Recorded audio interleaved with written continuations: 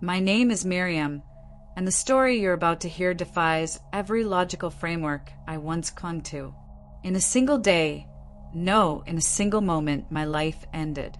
I'm not talking about a close call or a brush with mortality. I died.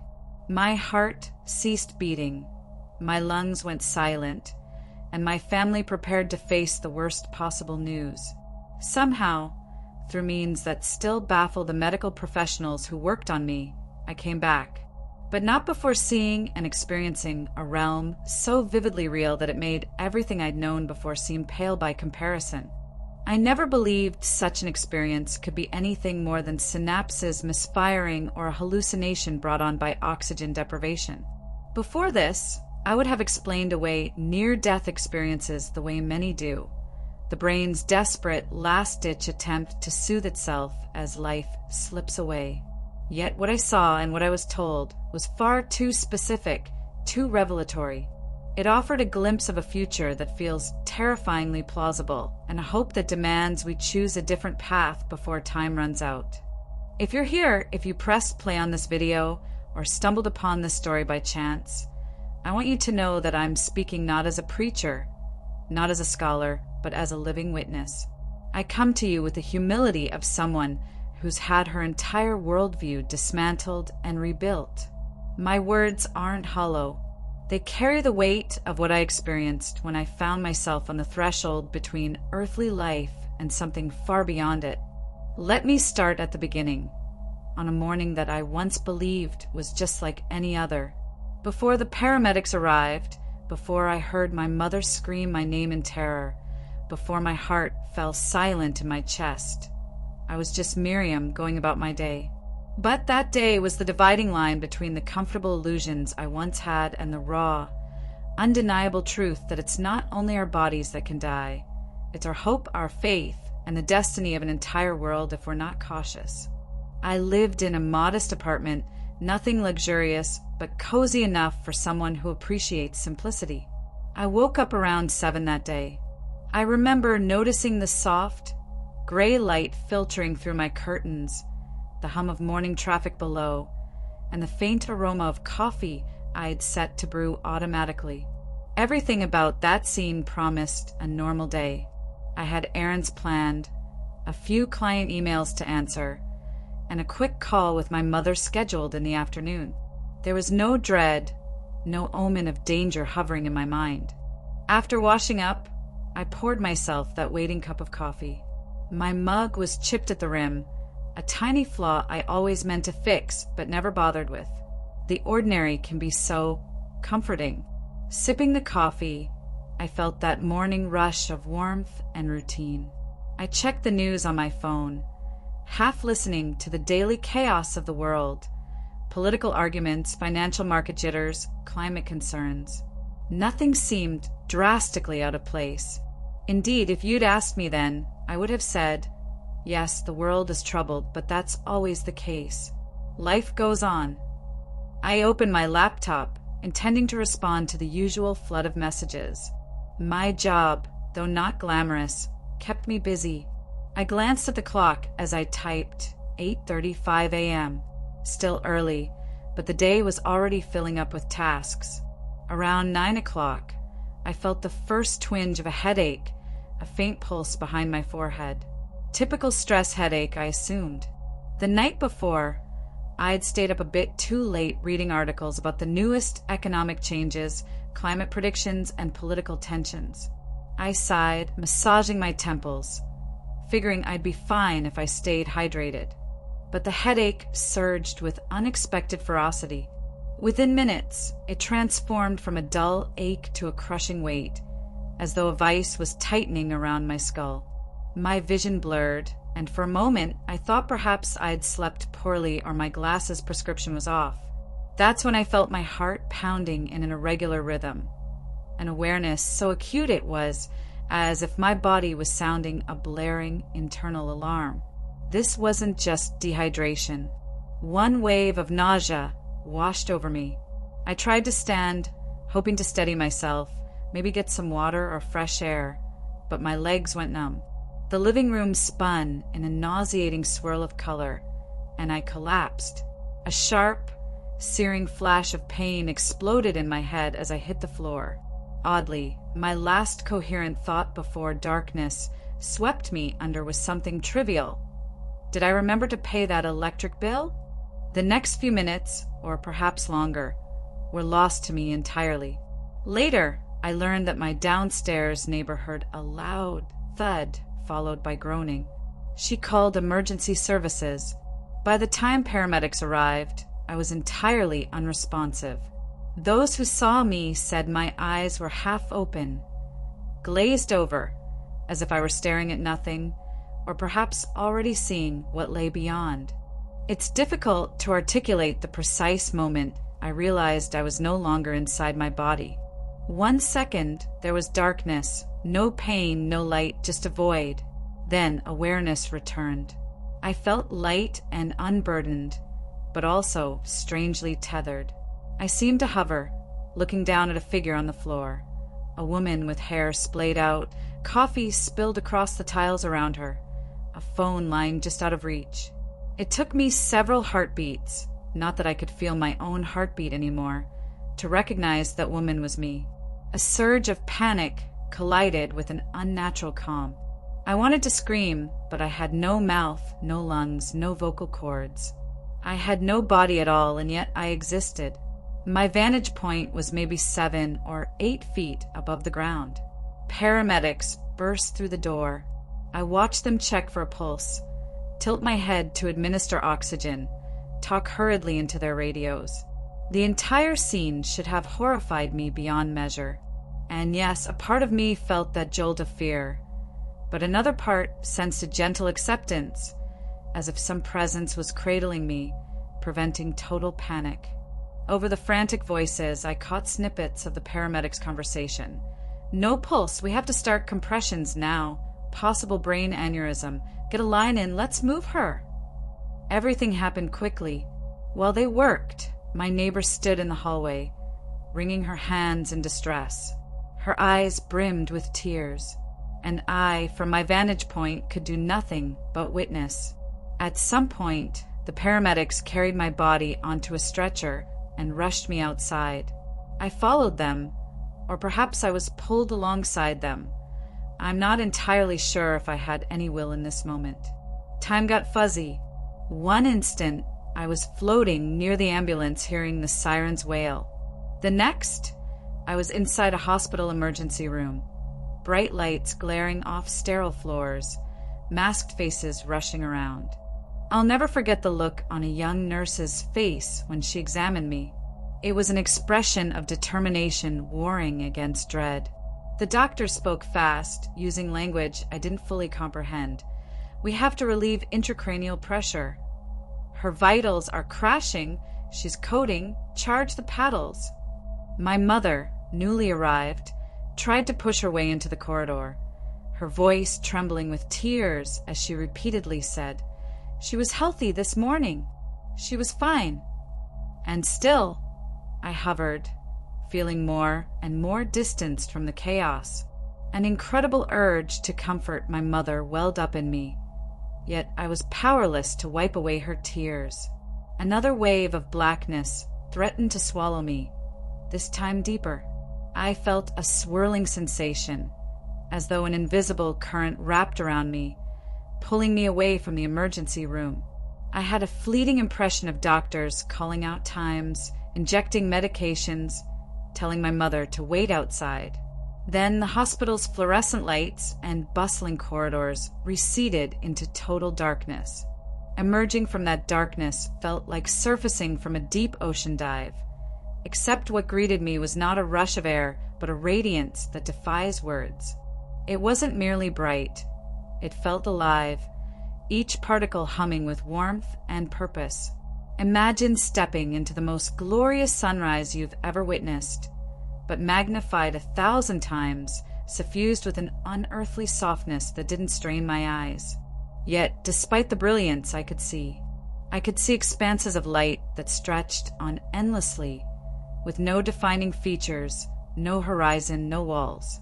It was as if the place itself was made of light, layered with indescribable tones of gold and white.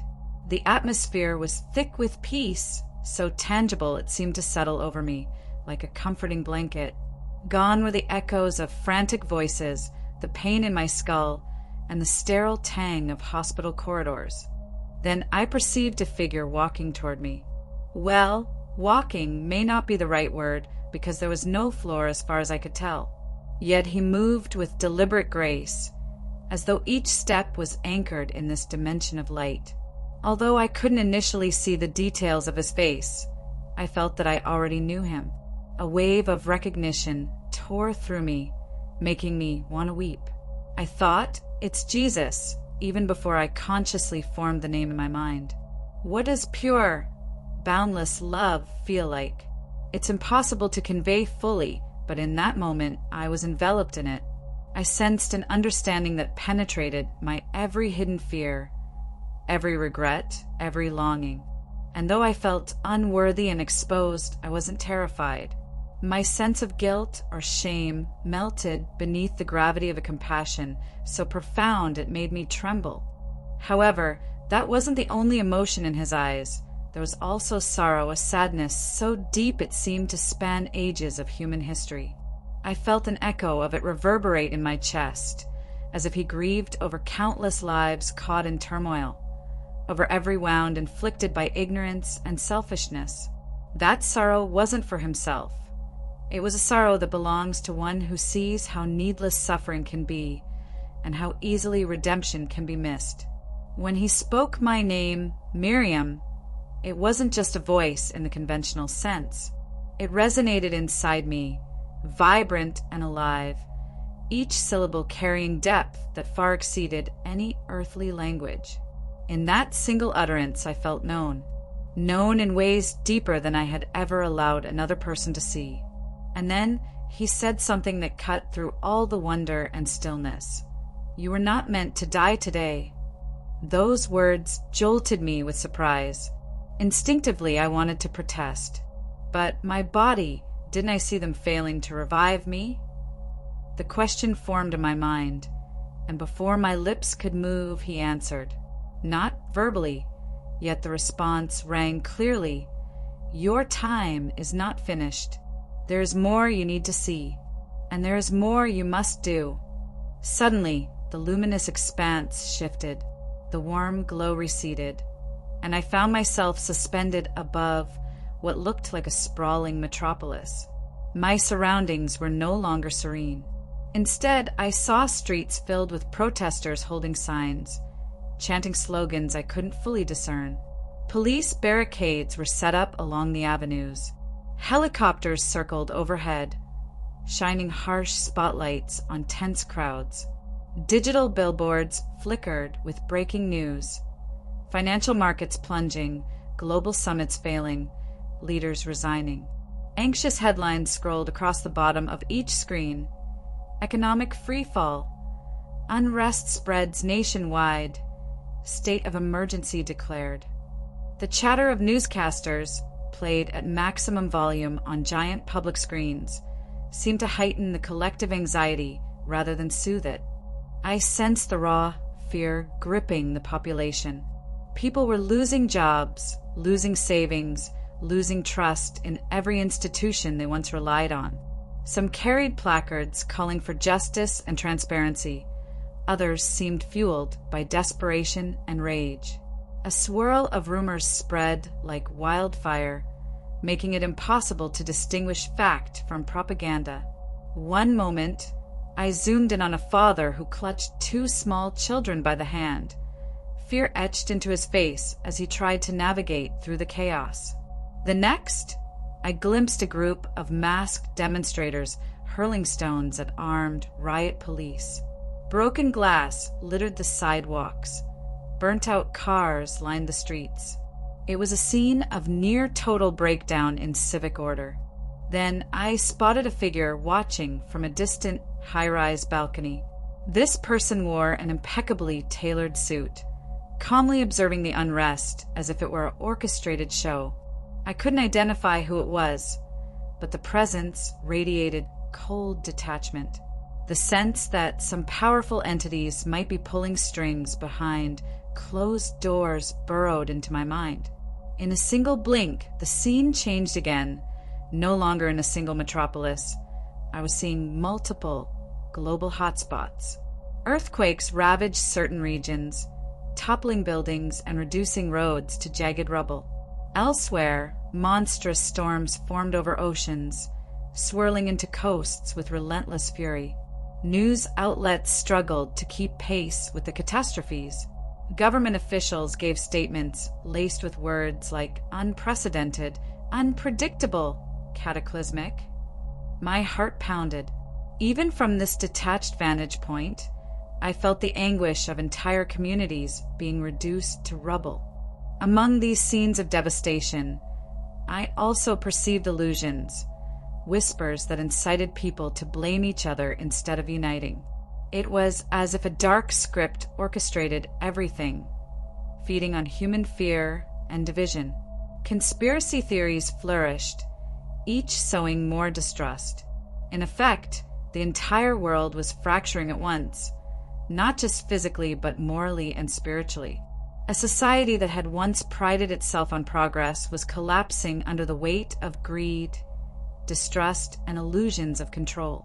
Before I could catch my breath, I felt a hand on my shoulder, metaphorically speaking, since I didn't really have a body in the usual sense. Yet, I perceived Jesus standing with me, watching the same scenes. His expression mirrored a heartbreak that seemed infinitely older than time. In that moment, I understood that what I was witnessing wasn't some random montage of possible disasters. It was a preview of potential realities unfolding if humanity continued on its current trajectory. Abruptly, the chaos paused, as though someone had hit a cosmic freeze frame. I found myself staring at the same city, now devoid of movement. It was uncanny, like looking at a photograph of a riot, the protesters and police frozen mid-gesture. Even scraps of paper and debris hung suspended in midair. Then, as if the scene had parted like a curtain, I was shown two separate paths branching out from this single point in time. On the first path, I saw incremental changes that, combined, led to a gradual healing. People put down their weapons, literal and metaphorical. Leaders arose who focused on truth rather than short-term personal gain. Small communities banded together to distribute resources equitably. There was repentance on an individual and collective scale. People genuinely turning away from self-destructive behaviors, acknowledging the harm done, and seeking forgiveness from both God and each other. In this future, though still imperfect, the earth started to stabilize. While natural disasters didn't disappear entirely, they weren't cataclysmic in scope. Economic systems went through painful restructurings, but instead of total annihilation, new frameworks based on fairness and cooperation emerged. Education shifted to emphasize wisdom and character. Households openly discussed moral values. Faith communities joined in prayer not as a ritualistic habit, but as a real act of seeking divine guidance. You could see families healing from old feuds, neighbors reconciling, and an overall sense of hope that illuminated daily life. Then, the second path emerged, overshadowing the first with its bleakness. Here, no repentance took root. People doubled down on blame and anger, scapegoating entire groups for their problems. Economic turmoil spiraled out of control, leading to severe resource shortages. Violence erupted in once peaceful neighborhoods. Governments, feeling cornered, instituted harsher policies, pushing citizens to either comply or face dire consequences. Natural disasters escalated in intensity. Earthquakes shattered entire regions. Storms leveled coastlines and wildfires scorched millions of acres. The global environment suffered devastating damage, and the scarcity of essential commodities led to martial law in multiple countries. Technology became a tool for surveillance, not just convenience, an omnipresent I used to enforce uniform thinking. Many forms of genuine religious expression were suppressed under the guise of maintaining public order. Faith communities splintered or were forced underground. Watching these two radically different trajectories, my heart clenched. I realized that the choice between them wasn't solely in the hands of a few elites or political figures. This choice was embedded in every single person's daily decisions, whether to live with integrity, whether to help or harm, whether to place faith in something higher or cling to illusions of control. Jesus' voice resonated softly. Time is running out, but there is still a choice. You must show them what you have seen. Now, I found myself in a space that seemed half physical, half spiritual. If you can imagine layers of reality peeled back so that the invisible could be seen, that's the best way I can describe it. All around me were glimpses of society, daily routines, people commuting, shopping, scrolling on their phones. But superimposed upon it were shapes or entities that weren't human. They flickered in and out of view, like shadows cast by a light source just beyond mortal perception. Angels and demons. I hesitate to use those words because they carry so much cultural baggage, but that's exactly what they appeared to be. Beings radiating light, standing guard over certain individuals or places, and others exuding a dense darkness, slyly whispering suggestions to the unsuspecting. It became obvious that every major event, every war, every policy shift, every viral trend had a spiritual dimension. It wasn't that humans were blameless. We often invited these influences through pride, fear, or apathy. But the scale and coordination of these forces were something I'd never grasped before. I perceived living rooms where families argued viciously over trivial matters, not realizing the negative spiritual presence that fanned the flames of resentment. I saw a single quiet figure praying in a candlelit room, and behind them stood a radiant presence, shielding that space from infiltration. In corporate boardrooms, I witnessed shadowy forms leaning over the shoulders of decision-makers, subtly twisting their intentions toward greed and exploitation. In places of worship, beams of light flared whenever genuine faith sparked in a believer's heart. Yet equally, dark shapes hovered in corners, attempting to sow doubt or hypocrisy. On a broader scale, entire nations seemed to be swathed in either a rising blackness or a soft luminescence, depending on the collective posture of their hearts. Countries with deeply entrenched corruption glowed with an ominous murk, but specks of light remained, faithful individuals refusing to capitulate. Places that had seen revival or spiritual awakening had pulses of brightness, though these too were under constant assault. Nothing was static. Everything was in flux, shaped by the daily moral and spiritual choices of millions. It became painfully clear that what we call reality is merely the surface. Beneath it churns a warfare older than humanity itself, a struggle not about acquiring land or resources, but about souls. The entire human race stood at a precipice, to awaken to this truth and seek redemption, or to continue drowning in illusions. And illusions were everywhere. Politicians made promises, media spun narratives, new technologies captured imaginations, but so many of these served to distract from the root cause, our estrangement from divine truth. Jesus allowed me to feel on a visceral level the anguish and devotion fueling the angelic side of this conflict. They fought not out of hatred, but to protect, to enlighten, to guide. The demonic side was cunning, feeding on divisiveness, vanity, self-righteousness, and despair. Their greatest asset was humanity's skepticism about their existence. It's easier to ruin souls when people laugh off the idea of spiritual evil as primitive superstition. And then, as if to underscore the point, I witnessed a swirl of global events connected by these spiritual currents. Mass protests fueled by frustration, yes, but also stoked by manipulative illusions. Economic collapses triggered by greed, yes, but amplified by a spiritual dimension that loves to see humans panic and turn on each other. Natural disasters that seemed random, yet were exploited to magnify fear and hopelessness.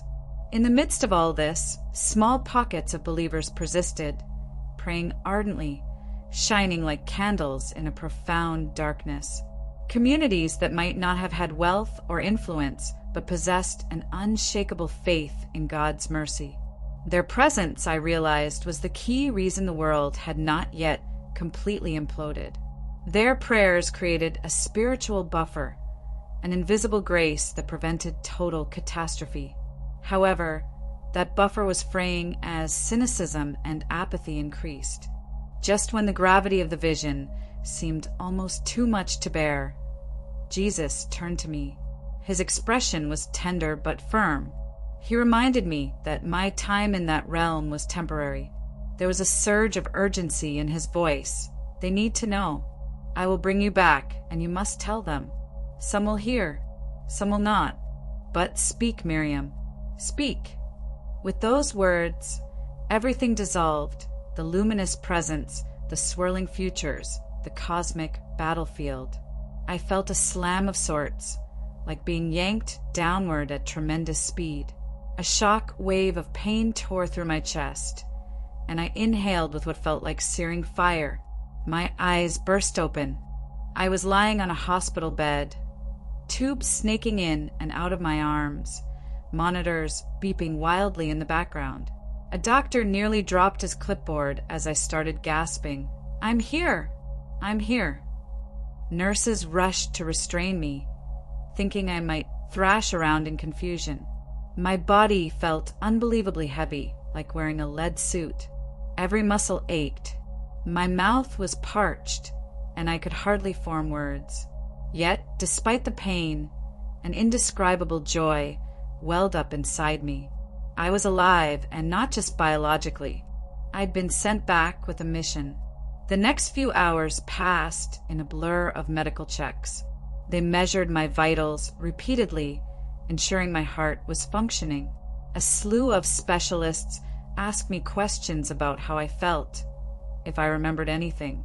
My mother and brother hovered near the doorway, relief mixing with disbelief. The doctors kept saying words like unprecedented, medical anomaly, and miraculous.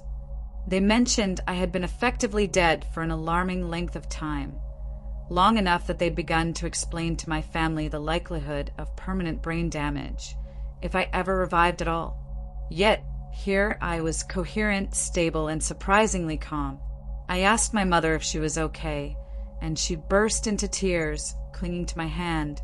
At that moment, I realized how fragile life is, and how close I'd come to leaving forever. But I couldn't just rest in the relief of surviving. I needed to share what I had seen. Doctors insisted I stay in the hospital for observation. Over the next few days, I learned the official story. A brain aneurysm had ruptured, leading to massive bleeding. They managed to stabilize me physically, but every test indicated I should have succumbed. None of their data made sense to them. One day, in the middle of testing, I mentioned to a neurologist that I had been in another place, somewhere beyond. He looked at me curiously and said, "You wouldn't believe how many patients have had near-death experiences, but your case is especially unusual. You were gone much longer than most." When my immediate family visited, I tried to gently reveal parts of my experience. My mother grew teary-eyed, telling me she believed every word. She'd always been a person of faith. My brother, on the other hand, was more skeptical. He chalked it up to brain chemistry. Yet, even he admitted there was something miraculous about my return, something science alone didn't fully explain. Word spread among relatives and friends that I'd had this extraordinary brush with death. People started calling or texting, often with a mixture of curiosity and concern. "What was it like? Did you see a bright light? Are you sure it wasn't just a hallucination?" I answered as honestly as I could. Some responded with awe, Others dismissed it as a well-known phenomenon of oxygen deprivation. A couple of close friends were so spooked they avoided me for a while, unsure how to handle my newfound certainty about spiritual realities. Deep down, I struggled with how to communicate the seriousness of the message Jesus had given me. Speaking about potential futures, spiritual warfare, and repentance can sound extreme or fanatical, especially in a society that prizes rationality and convenience. Yet I couldn't remain silent. I felt a persistent internal nudge telling me that my story might be exactly what someone out there needed to hear. About a week after my hospital discharge, a local church invited me to share my testimony. I stood in front of a small crowd, heart pounding. I was terrified of sounding melodramatic or being labeled a fraud. But as I spoke, recounting the swirling chaos I'd seen, the hush in the room was palpable. Some people cried softly, others sat rigid, their faces etched with the weight of my words. It struck me that many in the audience already sensed the world was teetering on an edge. They saw the daily news, environmental disasters, polarized politics, moral confusion. The difference was that I had looked behind the curtain, glimpsing the spiritual dimension fueling it all. After that evening, a handful of them approached, expressing gratitude. They said things like, "I've had a feeling something big was coming. I just didn't know how to put it into words." One older gentleman wept openly, explaining that he'd been praying for a revival in his city for decades. He believed my story was part of that awakening. Yet, not everyone reacted so kindly. Online, I faced mocking comments. "Another NDE nut, religious propaganda," or "she's just craving attention." A few acquaintances told me, privately, "Miriam, you might want to tone it down. People are going to think you're crazy." But how could I tone down the truth that burned so brightly in my heart? In the midst of this, I pored over scripture in ways I never had before. I found references that resonated startlingly with what I'd witnessed. Prophecies about times of tribulation, calls for repentance, warnings about spiritual deception. It wasn't about scaring people into submission. It was about a love so profound that it refuses to let humanity destroy itself without first sending wake-up calls. I saw the heartbreak of Jesus in every verse that implored humanity to return to him. And so we come to the purpose of my telling this story to you now. I haven't poured out these thousands of words to sensationalize my near-death experience or to sound mystical. I'm doing this because I believe wholeheartedly that we are living in a critical juncture. The illusions we cling to, be they financial security, technological progress, or political fixes, will not hold back the tide of chaos I glimpsed if we continue to spiral away from love, compassion, and truth. If you feel a stirring in your heart as you hear this, it's not by accident. I'm convinced that each of us has a role to play, a choice to make. Will we heed the warnings flashing all around us, warnings in our environment, in our societies, and in our own moral compasses? Or will we shrug them off until it's too late? The good news is that redemption is still on the table.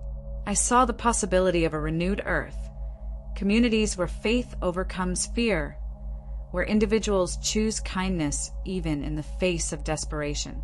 I saw that God's love is not weakened by our cynicism or mistakes. It remains ever present, beckoning us to come home.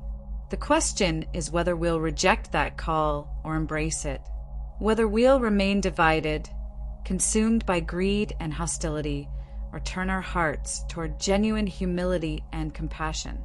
And so I stand here electronically or physically before you, saying, please look at your own life. Examine your heart, your values, your relationships. Are you fostering peace or feeding conflict? Are you living in alignment with a higher purpose, or are you drifting aimlessly in a sea of distractions? If you're feeling lost, I urge you to seek Jesus the way I discovered him, a being of boundless love and truth who wants not to condemn but to save. I don't claim to have all the answers, but I do know that living with moral clarity, humility, and faith is our best bulwark against the mounting storms. We don't have to face the future alone, nor do we have to succumb to paranoia or despair. Hope thrives whenever someone kneels in prayer or extends a hand in generosity. As long as there's a single flicker of faith, darkness cannot fully triumph. If you're wondering how to respond practically, start small. Pray. Talk to people you trust about deeper questions of meaning. Volunteer in your community. Reconcile with that friend or family member you've been at odds with. The transformation of society begins in individual hearts. Moreover, share this message. You never know who might be on the verge of giving up, who might be teetering between cynicism and a leap of faith, waiting for one story to remind them that hope is real. I want to thank you for staying with me through this lengthy testimony. I realize it's a lot to process, but if my own death and subsequent return taught me anything, it's that we cannot assume we have unlimited time. In a blink, everything can change. Let's not waste what we've been given. Before you go, let me offer a final request. Reflect on what you've heard. Does it resonate with something buried in your conscience? Reach out if you need support or have questions. We're all in this together, and community is vital. Share this message, not for my sake, but because someone else may need to hear it even more than you. Stay grounded in hope. Our world might look bleak in moments, but faith can illumine even the darkest pathways. And please remember to like this video, comment with your thoughts or experiences, and subscribe for more testimonies and explorations of faith. The more people engage, the wider the circle of hope and warning can spread. We stand at a crossroads, and each of us has a role in determining which path the world takes. Remember, Jesus is real, His love is vast, and He is calling out for hearts to turn back to Him. Will we answer, or will we let the illusions of this age entangle us further? The choice is ours, and the time is shorter than we might think.